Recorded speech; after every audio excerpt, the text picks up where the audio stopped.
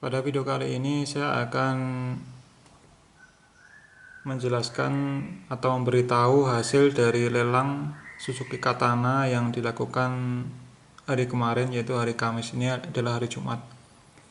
Nah, hasil lelang yang saya bahas ini fokus ke lelang Suzuki Katana yang paling bagus, yang paling baik kondisinya, yaitu Suzuki Katana GX tahun 2003. Nah, ini adalah barangnya. Nah, berapa penawaran tertinggi atau pemenangnya dan berapa orang yang mengikutinya, kita bisa simak hasilnya sebagai berikut. Nah, ini adalah hasil dari lelang yang dilakukan kemarin. Ini adalah data penawarannya. Nah, dari data ini kita bisa ketahui bahwa jumlah peserta untuk lelang Suzuki Katana tadi, yaitu GX tahun 2003, itu jumlah pesertanya adalah 10 orang. Jadi yang ikut lelang tersebut adalah 10 orang. Nah, kita lihat penawaran yang terendah berapa. Nah, sebelumnya saya sudah kasih tahu di video sebelumnya, yaitu bahwa limitnya itu adalah 28 juta. Berarti limit itu artinya harga paling bawah yang boleh kita tawar. Nah, ini kita bisa lihat bahwa penawaran terendahnya itu adalah 28 juta sekian. Ya. Nah, kita lihat penawaran yang nomor satu. Nah, ini sudah di ranking ya. Jadi yang nomor satu itu adalah penawaran tertinggi dan yang terakhir 10 ini adalah penawaran terendah. Nah, penawaran terendahnya 28 juta dan penawaran tertingginya ternyata adalah 48.509.999. Nah, ini memang luar biasa, ini yang nawar ini. Nomor satu ini dia orang kaya nih kayaknya. Jadi dia berani menawar harga yang paling tinggi, yaitu 48.500.000.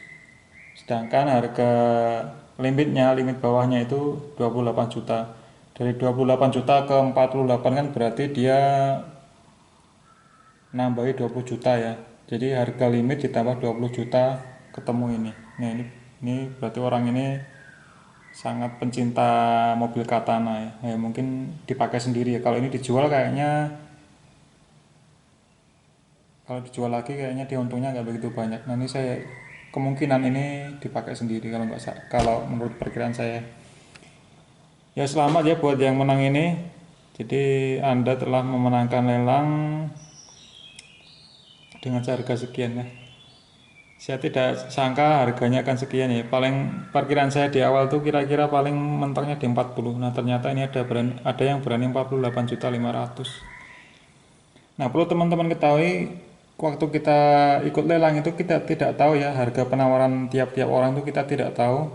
Sehingga kita ini ya coba-coba ya. Syukur-syukur kalau yang nawar itu sedikit, jadi kita mungkin bisa mendapat harga yang rendah. Misalkan yang seandainya ini hanya yang ikut itu hanya 2 orang, yang 28 sama 30 misalkan, berarti yang 30 ini menang. Kalau yang ikut itu 2 orang tetapi yang nawar itu jomplang, misalkan 28 juta dan misalkan ada 2 orang lagi 40, berarti nanti yang menang adalah 40 juta ini yang menang. Nah, jadi emang untung-untungan kalau teman-teman ikut lelang ini. Sekarang saya akan coba tunjukkan selisih harga tiap penawaran. Ini dari harga yang terendah. Harga yang paling rendah adalah 28 juta penawarannya. Dari sini itu selisih 2 juta, dari sini ke sini selisih 2 juta, ini selisih 4 juta, ini selisih 2 jutaan, ini hampir sama. Ini selisih 2 juta, ini selisih 2 juta, ini hampir sama 42 juta. Nah, dari ranking 2 ke ranking 1 itu jumlahnya sangat jauh menurut saya, itu 5 juta sendiri ya, ini selisihnya. Nah, seandainya yang nomor satu ini tahu bahwa penawaran nomor 2 nya 42 juta 789 sekian. Nah, seandainya tahu kan dia bisa nurunkan ya, seandainya tahu. Kalau dia si nomor satu itu menawar 43 juta aja, itu sudah menang sebenarnya. 43 juta. Nah, ini memang mungkin ini pencinta katana garis keras ini. Oke, demikian teman-teman. Nah, ternyata yang semula itu saya saya perkirakan itu semulanya itu bisa dapat harga yang jauh lebih murah, ternyata gara-gara satu orang ini itu harganya menjadi hampir sama dengan di pasaran. Nah, kalau kita dapat seperti ini, misalkan kita sudah nawar 48.500 sekian, itu nanti akan waktu pelunasannya kita akan dikenai pajak. Pajaknya itu kalau nggak salah 2% ya. 2% dari ini berapa nggak tahu saya. Mungkin ya totalnya itu mungkin dapatnya 49 jutaan ya dengan pajak. Nah, dari 49 juta itu nanti masih kalau misalkan posisi KTP kita itu beda provinsi, misalkan di Jawa Tengah gitu misalkan, maka untuk proses mutasi merubah plat merah menjadi plat hitam dari Jawa Barat ke Jawa Tengah itu kira-kira itu kita butuh biaya 2 juta untuk pencabutan berkas ke Samsat asal, dan untuk menuju ke Samsat tujuan itu kira-kira 2 juta. Itu ongkos yang aslinya segitu. Nah, nanti yang mahal paling di perjalanannya ya. Kalau misalkan teman-teman dari Jawa Tengah menuju ke Bandung kan butuh perjalanan itu. Nanti belum lagi bolak-baliknya. Habis itu nanti harus ke Polda Semarang kalau di Jawa Tengah, nanti bolak-balik lagi. Nah, mungkin beberapa kali bolak-balik baru kita bisa selesai balik nama. Nah, itu yang mahal itu di prosesnya, bukan di biayanya. Kalau biayanya di Samsat itu kurang lebih 2 juta. Nyabutnya nggak nyampe 500, cabut berkasnya, dan ketujuannya mungkin sekitar ya 2 juta, ya 1,5 sampai 2 juta. Nggak nyampe 3 juta kalau nggak salah ya, kira-kira ya. Jadi ini kalau sampai sudah jadi plat hitam itu kira-kira jadi ini dari 49 tambah 5 berarti 54 ya. Jadi orang ini nanti kalau sudah balik nama itu modal yang dikeluarkan itu adalah 54 juta.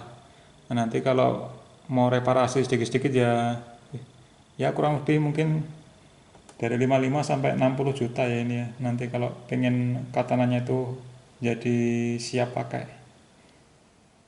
Ya, ini kalau dijual lagi mah nggak ada untungnya, ini nomor satu ini. Kalau dipakai sendiri ya boleh lah. Oke, demikian teman-teman, ini adalah sekedar sharing info tentang lelang. Jadi lelang itu menguntungkan kalau misalkan dapat harga atau pesaingnya itu harganya rendah, kita bisa dapat harga yang murah. Tapi kalau pesaingnya yang tinggi ya kita bisa kalah. Nah, kalau teman-teman sudah survei barangnya, suka banget dan mau dipakai sendiri ya bolehlah nawar dengan harga yang tinggi supaya menang. Oke, demikian, semoga bermanfaat. Sampai ketemu di video selanjutnya.